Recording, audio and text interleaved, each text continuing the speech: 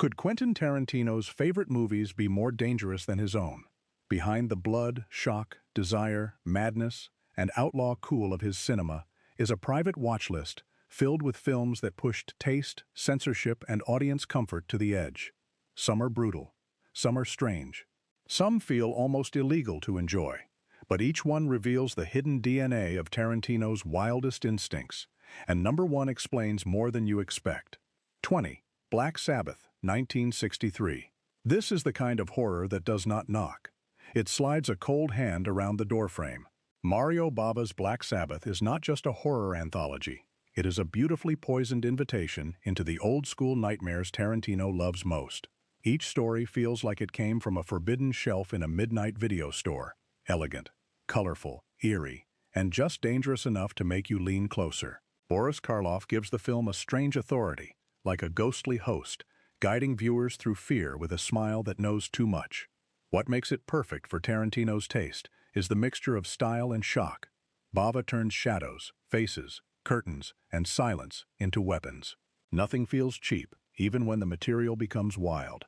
You can see why a filmmaker obsessed with genre would admire it. Black Sabbath proves that horror can be theatrical, pulpy, artistic, and deeply unsettling all at once. Even the colors feel sinful, as if the screen itself is hiding a secret. It is not loud, it is not modern, but it has that wicked aftertaste Tarantino never stopped chasing.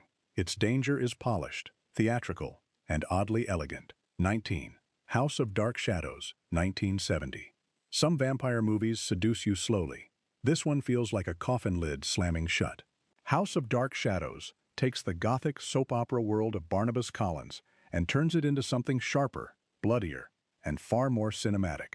The film does not behave like polite old horror. It moves with a feverish energy, filling grand rooms and candlelit corridors with obsession, jealousy, and doomed romance. Tarantino has always loved films that refuse to apologize for their intensity, and this one has that quality from the first eerie glance. Jonathan Frid's Barnabas is not just a monster, he is a tragic figure trapped between desire and destruction, which makes the horror feel strangely personal. The movie has the charm of classic studio Gothic, but it also carries a harsher edge that points toward the bolder horror of the decade. For viewers expecting something cozy, the shock is how ruthless it becomes. Every romantic gesture seems to carry a curse behind it. It is melodrama with fangs, and that is exactly why it belongs on this list. That mix of sorrow and shock makes it strangely addictive, like a nightmare dressed in velvet. 18. A Man Called Horse, 1970. This Western does not ride into danger. It is dragged there, broken, tested, and forced to survive. A Man Called Horse is the kind of rough, physical, uncomfortable frontier film that explains Tarantino's love for cinema that leaves marks. Richard Harris plays an English aristocrat captured by a native tribe, and the story follows his brutal transformation from outsider to someone forced to understand a world he once looked down on. The film has often been discussed for its harsh initiation scenes, but its real power comes from the way it treats the Western not as myth, but as ordeal. Every landscape feels punishing. Every ritual feels serious. Every moment of pride is paid for with pain. Tarantino has always been drawn to movies where genre entertainment becomes almost ceremonial, where violence is not just action, but a test of identity. This film is messy, dated in places, and still impossible to ignore. It asks the viewer to watch discomfort become transformation. It turns the Western into a trial by fire, and it makes the viewer sit inside the smoke. It is exploitation shaped into a strange survival myth, rough enough to feel remembered. 17. Easy Rider, 1969. This is not a road movie. It is the sound of America cracking under its own freedom. Easy Rider follows two riders chasing open highways, loose dreams, and a version of the country that may never have truly existed. On the surface, it looks simple: motorcycles, music, desert roads, and rebellion. But beneath that cool surface is something much darker. The film captures a generation trying to escape old rules, only to discover that the road itself is surrounded by fear, judgment, and violence. That tension is exactly the kind of cultural electricity Tarantino understands. Easy Rider does not move like a polished Hollywood machine. It drifts, stares, listens, and then suddenly strikes. Peter Fonda, Dennis Hopper, and Jack Nicholson give it the feeling of people living inside a moment that is already burning out. Its adult edge is not just in behavior or attitude, it is in its bitterness. The soundtrack makes it feel free, but the silence between scenes feels doomed. The dream looks beautiful, but the ending makes sure you never mistake beauty for safety. That contradiction is why it still feels alive, dangerous, and heartbreakingly restless today. 16. Apocalypse Now, 1979. Few movies feel less like a film and more like a descent into a fever dream with no exit sign. Apocalypse Now is war cinema pushed into madness, where the mission becomes less about finding one man and more about discovering what war does to the human soul. Martin Sheen's Captain Willard travels deeper into the jungle, but every mile feels like a step away from reality. Francis Ford Coppola builds the film like a hallucination. Helicopters slicing through smoke, soldiers losing their grip, music turning battle into nightmare, and Marlon Brando waiting at the end like a shadow with a voice. Tarantino's attraction to this kind of cinema makes perfect sense.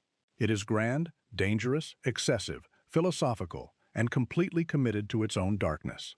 The film does not simply show conflict, it questions the machinery behind it, the men consumed by it, and the myth-making around it. Its adult power comes from moral collapse, not cheap shock. Its power is not comfort. Its power is pressure. Once it starts pulling you downriver, it does not let you return unchanged. Few films make spectacle feel this spiritually dangerous, or this impossible to shake. 15. The Wild Bunch, 1969. The old Western died here, but it went down firing in every direction. The Wild Bunch is not interested in clean heroes, clean endings, or clean violence.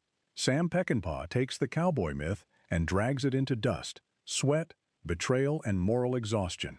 The men at the center of the story are outlaws aging out of their own legend, trying to survive in a world that no longer has room for them. That alone makes it perfect for Tarantino's taste, because this is a film about codes, loyalty, sudden brutality, and men who know their time is almost over. The famous action scenes still hit with shocking force, but what makes them unforgettable is the sadness underneath. Every gunshot feels like history collapsing. Every friendship carries the weight of a final drink before disaster.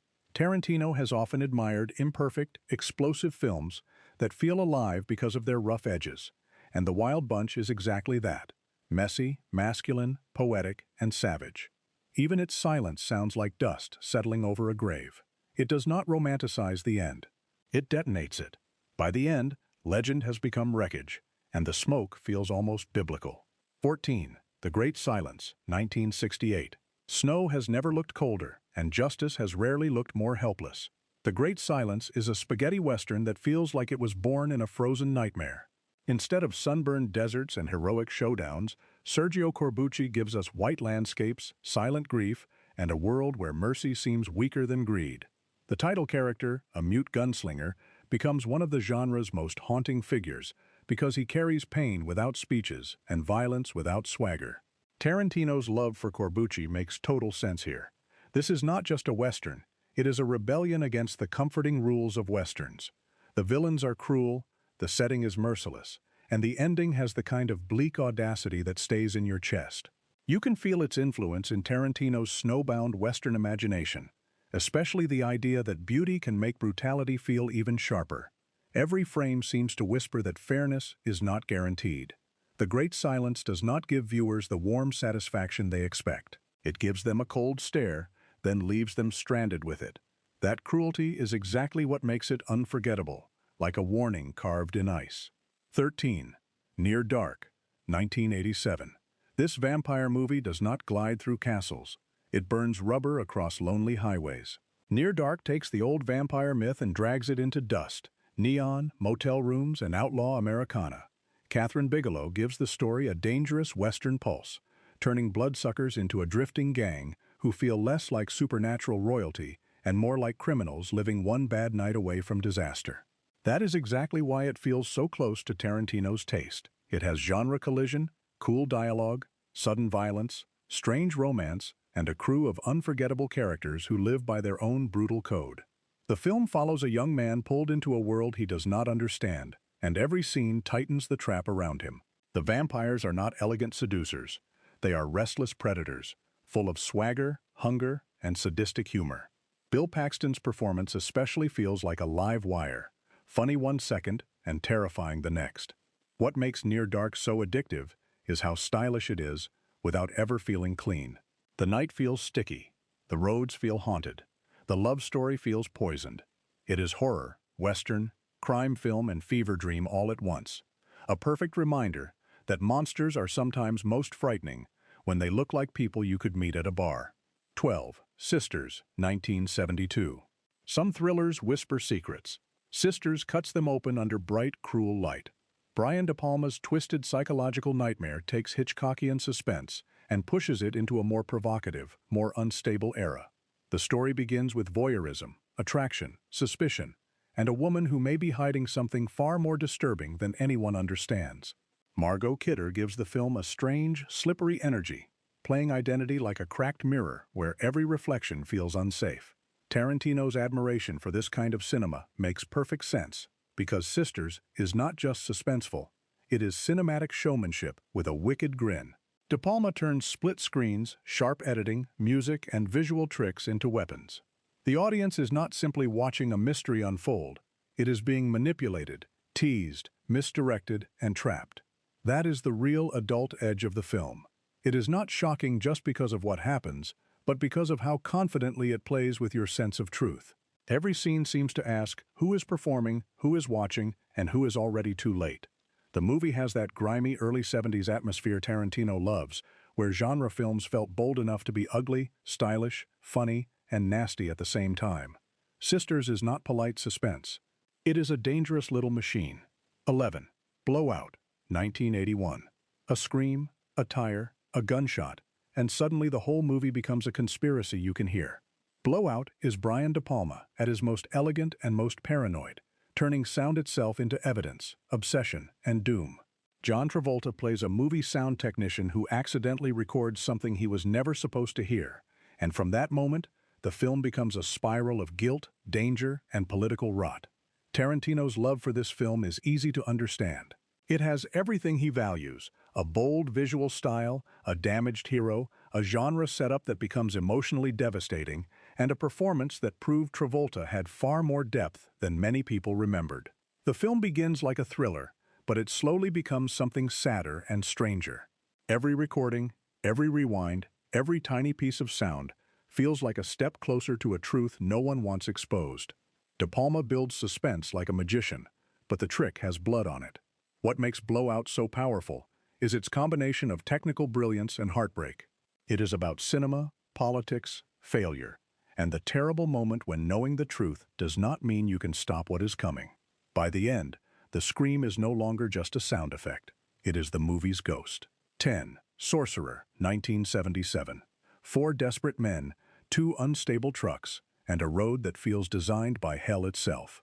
Sorcerer is not a normal thriller. It is a slow-burn punishment chamber disguised as an adventure film. William Friedkin takes a simple mission, transporting dangerous explosives through hostile terrain, and turns it into one of the most intense survival nightmares ever put on screen. Tarantino's affection for this kind of film makes complete sense, because Sorcerer is pure pressure. There are no easy heroes here, only men running from their pasts, trapped in a place where survival requires courage, madness, and luck.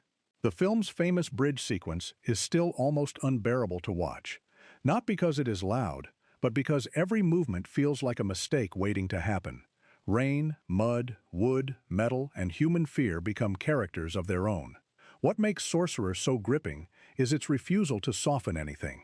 It does not flatter the audience. It does not offer comfort. It gives you sweat, silence, machinery, and dread. Even the title feels mysterious, as if the trucks themselves are cursed.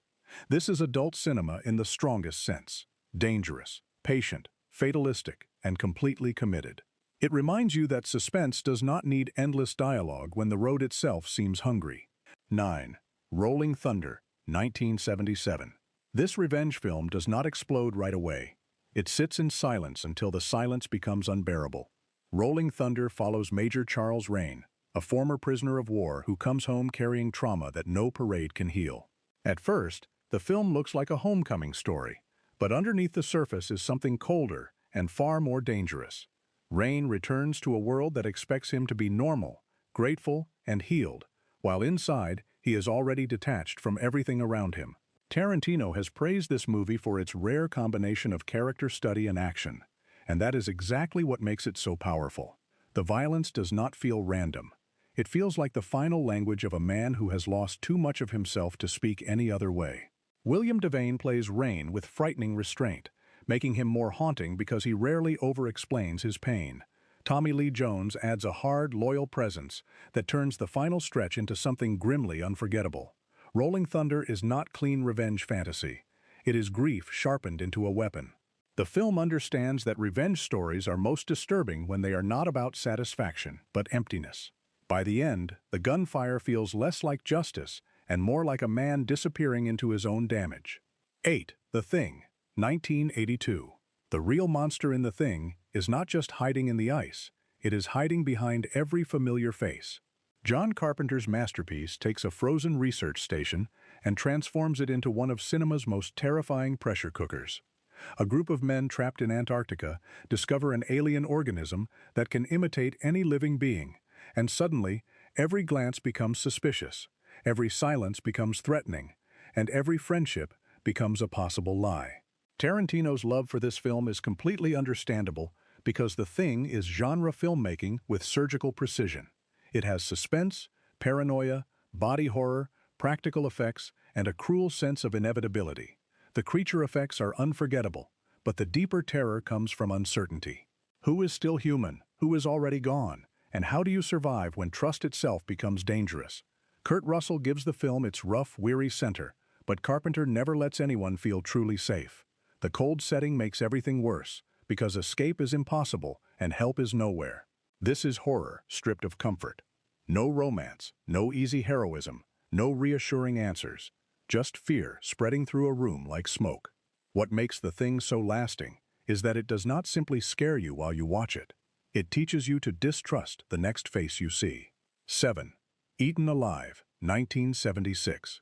This is not the clean nightmare of a polished horror film. It is something sweaty, strange, and crawling with bad intentions. Eaten Alive is Tobe Hooper's follow-up to one of the most infamous horror films ever made, and it carries the same sense that anything can go wrong at any second. Set around a decaying hotel run by a disturbed owner, the movie feels less like a story and more like being trapped inside someone's fever. The colors are unnatural, the performances are exaggerated, the atmosphere feels rotten from the first frame. Tarantino's attraction to this movie comes from its raw exploitation energy. Eaten Alive does not behave like respectable cinema, and that is part of its power. It is weird, grimy, theatrical, and unpredictable, with a giant crocodile waiting like some absurd nightmare punishment. What makes the film memorable is not perfection, it is personality. Hooper creates a world that seems infected, where every room feels unsafe, and every character appears one bad decision away from disaster. The film has moments of dark humor, sudden panic, and grotesque intensity, all wrapped in a Southern Gothic mood that refuses to relax. It is the kind of horror that feels discovered rather than produced, as if someone found the footage in a locked cabinet and warned you not to play it. 6. The Texas Chainsaw Massacre, 1974. This movie does not feel watched, it feels survived. The Texas Chainsaw Massacre remains one of the most unnerving horror experiences ever made because it understands that terror is often strongest when it feels almost too real. Tobe Hooper creates a world of heat, dust, rust, and decay, where a simple road trip turns into a nightmare with no escape route. What makes it perfect for Tarantino's taste is not just its reputation, but its raw cinematic force. The film is rough, relentless, and strangely artful, using sound, editing, faces, and atmosphere to create panic without needing to explain everything.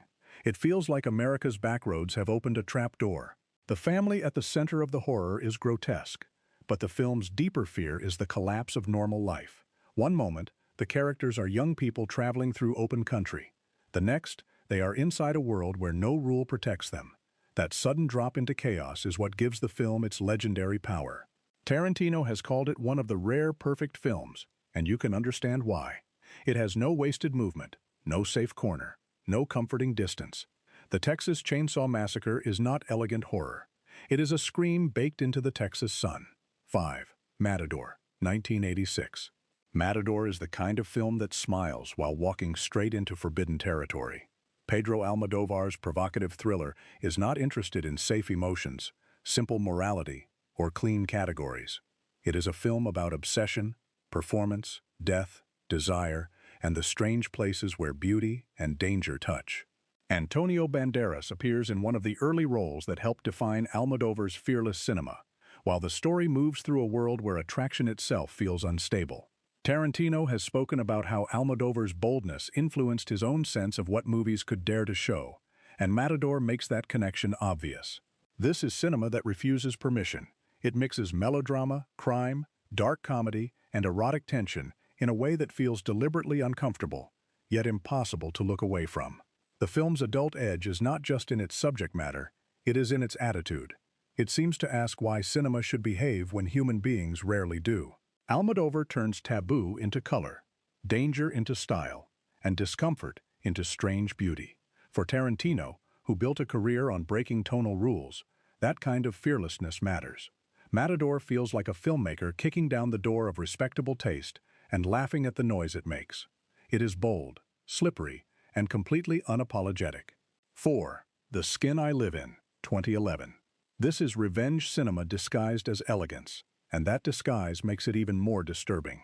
The Skin I Live In is Pedro Almodóvar operating with icy control, turning melodrama, horror, identity, and obsession into a film that feels luxurious and terrifying at the same time.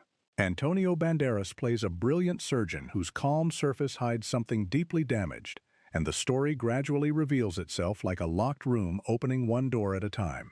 What makes this film fit Tarantino's taste is its fearless mixture of genre and taboo. It is part thriller, part body horror, part tragic mystery, and part dark fairy tale. Almodóvar does not rush the shock. He builds it through color, music, controlled performances, and a sense that every beautiful room contains something morally rotten. The film's danger is not loud, it is precise. Every revelation changes what came before, forcing the viewer to rethink sympathy, guilt, and punishment. Tarantino has always admired movies that use genre to explore extreme human behavior, and The Skin I Live In does exactly that. It is not shocking for cheap effect, it is shocking because it is so carefully designed. By the time the full truth emerges, the film has already turned beauty into a prison and identity into a nightmare. 3. Enter the Void, 2009. This film does not tell a story so much as it pulls your soul through a neon wound. Enter the Void is one of the most hypnotic, disorienting, and extreme viewing experiences of modern cinema. Gaspar Noé builds a hallucinatory journey through Tokyo's nightscape, filled with flashing lights, drifting consciousness, grief, memory, and spiritual unease. It is not a film for passive viewing. It attacks the senses, bends time, and turns the camera into something ghost-like, floating above bodies, rooms, streets, and trauma. Tarantino's admiration for it makes sense, because Enter the Void is completely fearless in form. Whether you love it or resist it, you cannot accuse it of playing safe. The movie is adult not just because of its imagery, but because of its emotional and sensory intensity. It explores damaged lives, fractured family bonds, altered perception, and the terrifying idea that death might not bring escape, only replay. Noé uses cinema like a trance, making the viewer feel trapped between dream and nightmare. There are moments where beauty and discomfort exist in the same frame, which gives the film its dangerous charge. Enter the Void is not entertainment in the traditional sense. It is an experience, one that leaves you feeling like the screen swallowed you whole. 2. Showgirls, 1995. The world laughed at Showgirls, but Tarantino saw the dangerous joke hiding in plain sight. Paul Verhoeven's infamous Hollywood spectacle was attacked, mocked, and dismissed when it arrived. Yet over time, it has become one of the great arguments about taste, satire, and excess. On the surface, it is a story about ambition in Las Vegas, following a dancer clawing her way through a glittering world of fame, manipulation, and humiliation. But beneath the bright lights, the film plays like a savage cartoon of American desire. Everything is exaggerated: the performances, the dialogue, the costumes, the competition, the hunger to be seen. That is exactly why Tarantino defended it. He understood that Showgirls was not simply failing at being classy, it was succeeding at being outrageous. Verhoeven turns show business into a meat grinder covered in rhinestones. Every smile feels transactional. Every stage light feels accusatory. Every moment of glamour has something ugly underneath it.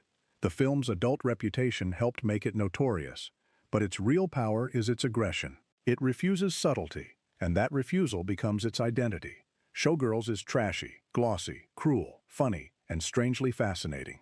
It is not a guilty pleasure. It is a pleasure that refuses to feel guilty, and that may be why Tarantino loved defending it. 1. The Good, the Bad, and the Ugly, 1966. Before Tarantino built his own universe of blood, music, standoffs, and mythic criminals, this film had already drawn the map. The Good, the Bad, and the Ugly is not X-rated in the literal sense, but its influence on dangerous cinema is enormous. Sergio Leone turns the Western into opera, comedy, cruelty, greed, and ritual. Three men chase buried gold across a violent landscape, but the plot is only the skeleton. The real power is in the faces, the pauses, the music, the dust, and the way time seems to stretch before violence erupts. Tarantino's obsession with this film is easy to understand because it contains so much of his cinematic DNA. The long build-ups, the ironic humor, the sudden brutality, the unforgettable music. The idea that character can be revealed through silence before a gun is ever drawn. Clint Eastwood, Lee Van Cleef, and Eli Wallach become almost mythological figures, each one carrying a different kind of danger. The final showdown is not just a scene, it is a lesson in suspense, editing, rhythm, and release. Every glance feels loaded. Every cut tightens the noose. For Tarantino, this is not just a favorite film. It is a cinematic scripture.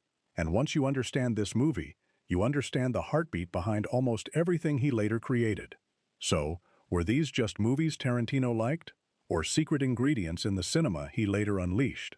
From sleazy thrillers to brutal westerns, from fever dream horror to outlaw masterpieces, every film on this list left a fingerprint on his imagination. Watch them closely, and you are not just seeing his favorites. You are seeing where Tarantino's wildest instincts were born.